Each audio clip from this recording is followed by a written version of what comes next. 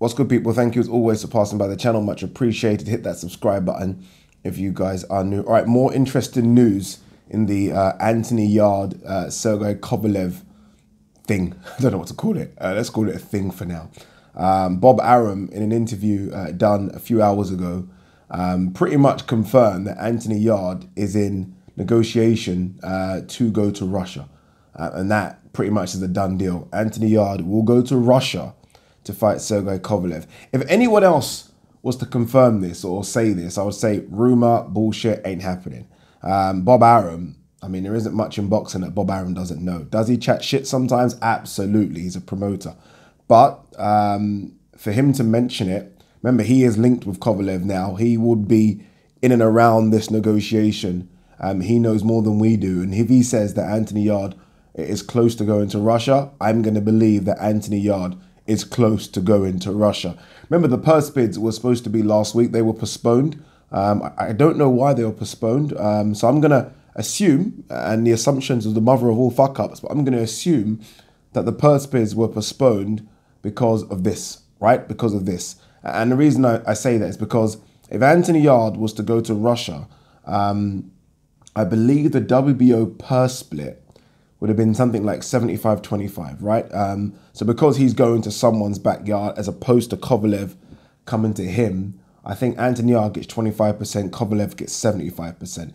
If it was the other way around, so if Kovalev was to travel to the UK, Kovalev would get 80 and Anthony Yarde would get 20. But because Yarde is traveling, so we're led to believe, he will get 25. I still think that's low for Yarde. So I think the purse bids were stopped. A, because I think Yarde wants to negotiate a better deal if he's going to travel, maybe close to 60-40, which I think's fair. I know people might disagree with that, but I think's fair. Kovalev isn't a draw.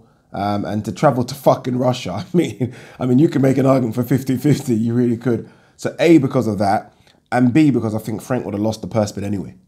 I think Frank would have lost the purse bid. I said this on the video I did last week that Kovalev seemed very confident and Kathy Duva about winning that purse bid, which makes me believe, that there is some big Russian billionaire behind him that would just bid Frank Warren out of the water.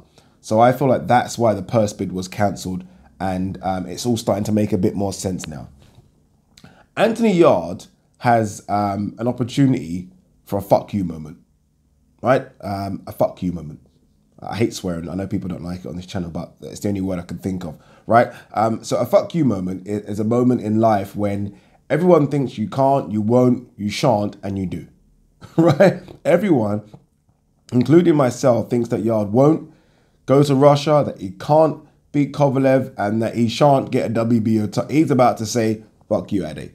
That's what he's doing right now. Because not only am I fighting Sergey Kovalev when a lot of people thought he wouldn't, and again, this is all might happen, won't happen, who knows, right? But not only is he fighting Sergey Kovalev, and a lot of people said, like, there's no way he's going to kind of say he's not ready for the WBO shot, which is fine as far as I'm concerned, and we'll talk about that in a minute. He's going to go to Russia and do it. That is a big fuck you moment to everyone, right? To everyone. To the 99% of people that leave comments on the Yarde videos who say that Yarde will never fight Kovalev, Yarde will never go to Russia. It seems like he is doing so. Anthony Yarde, on his own sort of social media, has kind of left hints saying, let's go. I'm ready for this. I've been kind of following him on Insta stories. I think he was in Dubai for a while. He seems like he's going to go. That's one side of the camp. So Anthony Yarde seems very focused on going. A lot of you people would have seen that interview that Tunde, his trainer and manager, I think people forget that, by the way, trainer and manager, done with Dillian White, where he was like, we're not going to Russia. We're not going to Russia. So hearing what Bob Arum's saying, which is all well and good, but then hearing what Tunde's saying confuses me a bit, right? Because Tunde, again, is not just his trainer. If it was a case of Tunde was just his trainer, then you know what? Maybe you haven't got that much power, right? Because a manager and a promoter will kind of supersede you. As his manager, I kind of feel like he's got more of a say.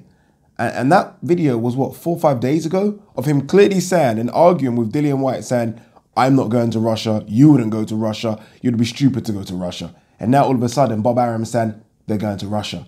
So again, I don't know if that was just playing games from Tunde to try and get a split a bit bigger. I don't know if that was his kind of way of thinking. If it has, it's worked, right?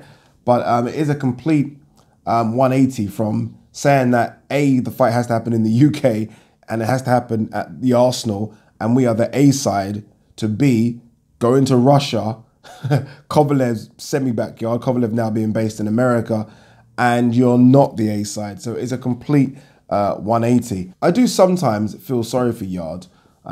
This opportunity to become world champion has probably come 5, maybe 6 fights earlier than they would have wanted or expected, right? They would have sat down as a team, maybe 10 fights in, and then you start planning in terms of what route you want to go, what you want to do, what you want to achieve. And they would have probably looked at where Yarde is now, 10 fights in, and said, you know what, if we get to this stage now and we're kind of fighting for a European title, then we're on target, we're on track. They've almost, because of the route they've gone, this is almost just fallen on their lap. They haven't necessarily screamed and shouted for this. You know, a lot of people actually scream and shout for world title opportunities. You see it. For example, Dillian White now is asking, right? He's ready. This is what he wants. They're not screamed and shouted for a world title fight like that anyway. I mean, they've mentioned it briefly, but not like that. And now it's just come, it's fallen on their lap. What do you do?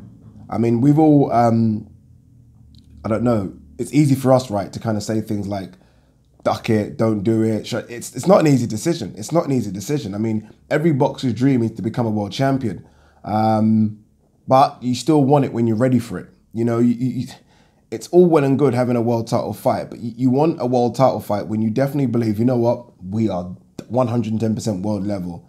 And I don't know if they think that. I don't know if they think they are 110% world level. They will scream and shout in front of the cameras and say lions in the camp and all this kind of stuff like they are ready. But behind the scenes, when they all sit down and have serious conversations, not the ones that you see on IFL TV or the ones you see on their social media, serious conversations, they probably might admit that they're not ready. They're not really ready for it yet in terms of what they planned 10 fights in. They probably aren't. But sometimes opportunities arise and you have to take them. You have to take them. When's the next one going to come? You have to take them. It's a risk. Charlie Edwards did it 2 years ago and lost, right? He's now world champion, learned from that. So it's not a case of you take it, you lose and it's done. You take it, if you do lose, you learn from the experience and you kind of move on. But it's a tough one, this. It really is.